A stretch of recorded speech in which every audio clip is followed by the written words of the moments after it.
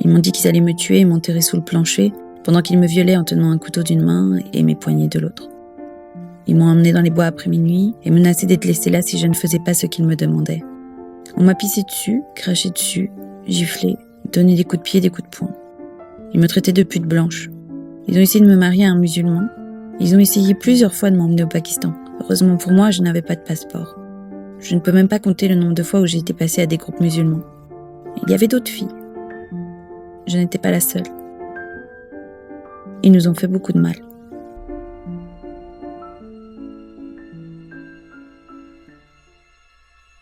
Il y a quelques mois, j'ai fait une vidéo sur Telford et sur ces milliers de petites filles qui ont systématiquement été violées, prostituées, torturées et parfois même tuées par ces gangs qu'on appelle les grooming gangs. La police, les services sociaux et les médias n'ont rien fait de peur d'être traités de racistes et ceux qui ont tenté de faire quelque chose pour aider ces filles ont vu leur vie détruite. Le lanceur d'alerte le plus célèbre est Tommy Robinson.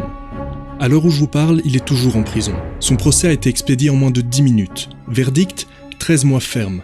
Ils l'ont envoyé en prison en moins d'1 heure, après qu'il ne se soit fait arrêter sous un faux prétexte, et ils l'ont depuis transféré dans une prison beaucoup moins sûre pour lui, alors qu'ils savent très bien qu'il est la cible numéro 1 d'une certaine communauté carcérale. Il a été accueilli dans sa nouvelle prison, au cri des prisonniers qui hurlaient en anglais et en arabe qu'ils allaient le torturer et puis le tuer. Il est en isolement total la plupart du temps, mais il reste en grand danger. Des manifestations ont eu lieu aux 4 coins du globe. On a parlé de Tommy Robinson partout dans le monde, partout sauf dans son propre pays, puisque les médias suspectés de pouvoir prendre sa défense ont eu une interdiction totale de parler de lui pendant plus d'1 semaine. 1 semaine, laissant le temps aux puants de service de salir une fois de plus son combat. Le peuple anglais est descendu plusieurs fois dans la rue pour exiger sa libération, mais les médias n'en ont pas parlé.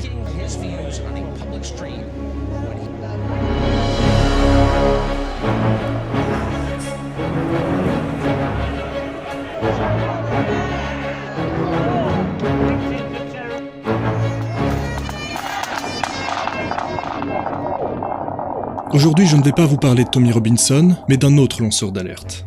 John Wedger est un ancien inspecteur de police qui s'est confronté au barrage systématique de la police, des services sociaux et du gouvernement. Il a subi toutes sortes d'attaques et de pressions visant à le faire taire. J'ai traduit et doublé l'entièreté de son témoignage, qui dure plus ou moins 40 minutes.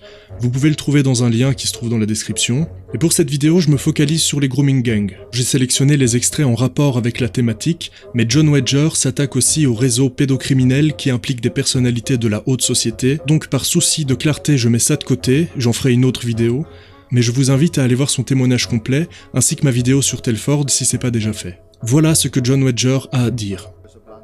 Je travaillais dans les quartiers les plus pauvres de Londres. J'ai demandé si quelqu'un s'occupait d'aller voir ce qui se passait dans la maison de ses enfants. On m'a dit que non, qu'il y avait une policière qui s'occupait de ça, mais qu'elle était partie il y a 2 ans et que de toute façon il n'y avait rien à signaler, donc on n'y retourne plus depuis. J'ai demandé s'il y avait des problèmes de prostitution avec ses enfants. Il m'a regardé et il m'a dit « De quoi tu parles ? Bien sûr que non ».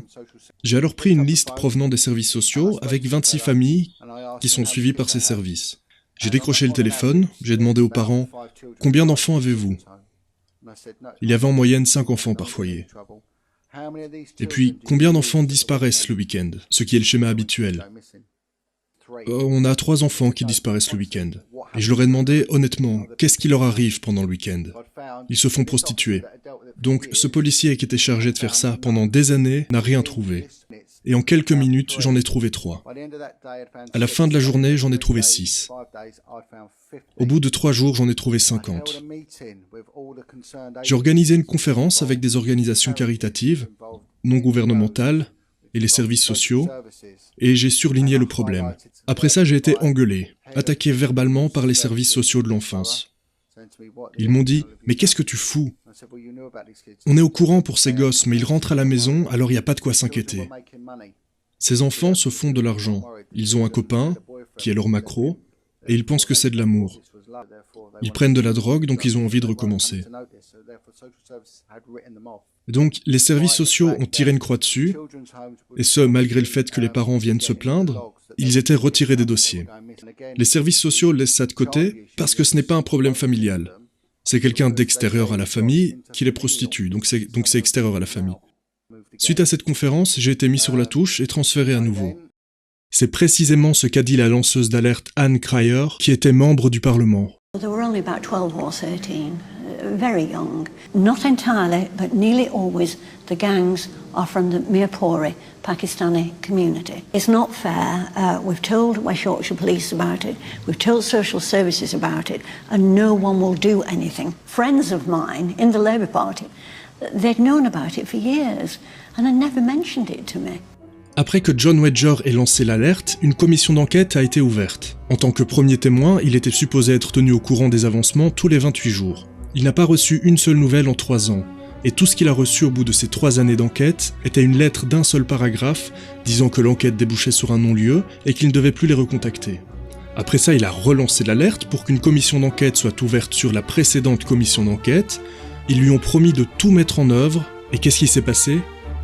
Ils ont depuis nié avoir reçu les dossiers. Lorsqu'on a fait pression, ils ont finalement admis avoir reçu les dossiers, mais les ont perdus. Nous assistons à l'échec de la police vis-à-vis de la prostitution infantile qui émerge dans ce pays.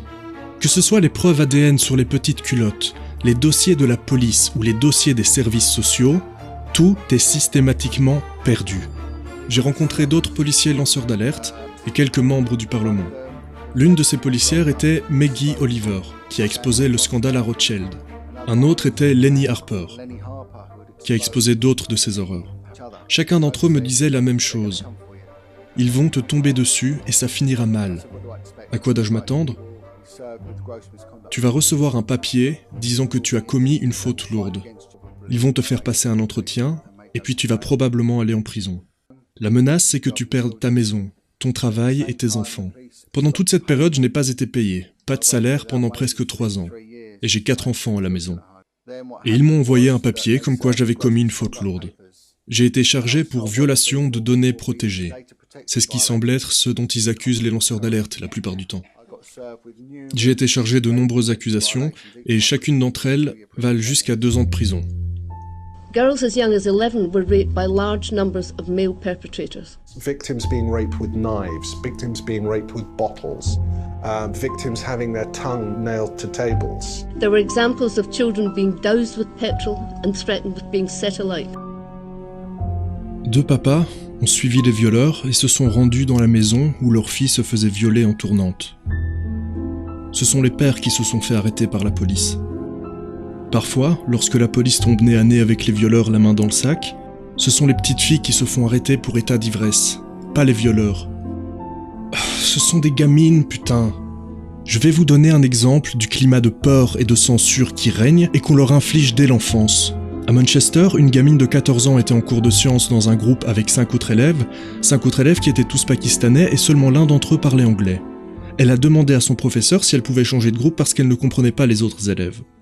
Le professeur lui a hurlé dessus en la traitant de raciste et a appelé la police. La police l'a emmenée, ils lui ont retiré ses lacets, ils ont pris ses empreintes digitales et son ADN et l'ont mise dans une cellule. La police a par la suite déclaré prendre très au sérieux les crimes de haine. Et l'école a dit vouloir veiller à ce qu'il règne une attitude tolérante à l'égard des élèves de toutes les origines ethniques. Dans une autre école, il y avait une excursion à la mosquée, lors de laquelle les enfants sont invités à prier pour découvrir les magnificences de l'islam. Des parents qui ont refusé que leur enfant n'y aille ont été traînés devant la justice et contraints de s'excuser en disant qu'ils n'étaient pas islamophobes et ont dû payer 150 € d'amende. Tommy Robinson et John Wedger ont fait ce choix. Le choix de tout perdre pour une cause. Et ils ont tout perdu. Plus d'une fois. Je sais que c'est difficile, on a peur. Il y a la pression sociale, les lois antiracistes qui bafouent la liberté d'expression et qui sont utilisées à des fins politiques tout en étant présentées comme étant vertueuses. On peut pas tous se permettre de tout perdre.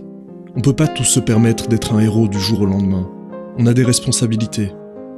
Ce qu'on peut faire par contre, c'est partager cette vidéo avec un ami ou avec notre famille.